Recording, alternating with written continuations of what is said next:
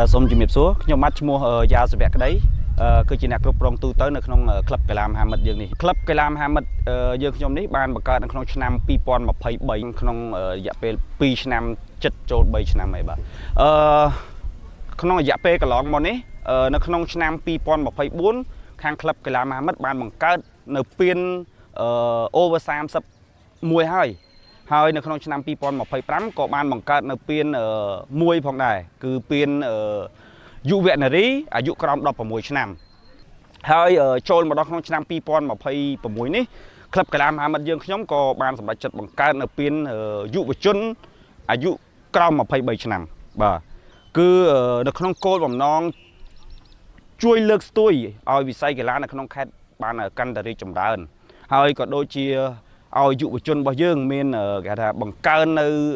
ការទំនាក់ទំនង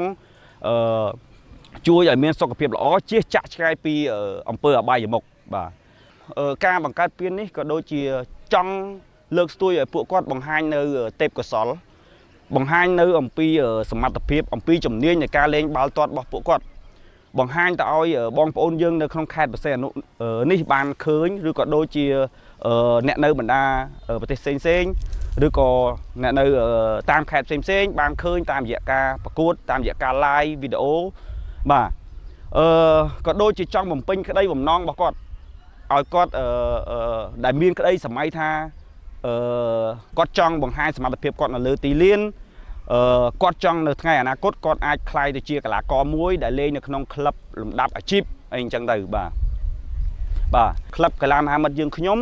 មានតារាងបាល់ទាត់ដែលមានទំហំធំអាចលេង11នាក់ទល់នឹង11នាក់ហើយក៏មានតារាងវាយសីក្នុងមួយតារាងមានតា2ជាន់សរុបទាំងអស់5តារាងហើយក៏មានតារាងប៊ូលហើយបន្តិចទៀតយើងនឹងរៀបចំតារាងបាល់ទះបាទមានចំនួន3តារាងបាល់ទះជារៀបចំលក្ខណៈស្តង់ដារតែម្ដងបាទសូមបញ្ជាក់ផងដែរចំពោះក្លឹបកីឡាមហាមិត្តយើងខ្ញុំមិនត្រឹមតែមានតារាងដើម្បី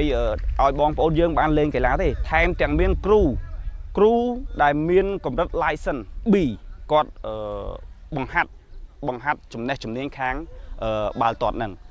ហើយសម្រាប់តារាងវាយសីវិញខាងខ្ញុំក៏មានគ្រូដែលមានចំណេះជំនាញខាងបង្ហាត់វាយសីហ្នឹងផងដែរបាទសូមអរគុណ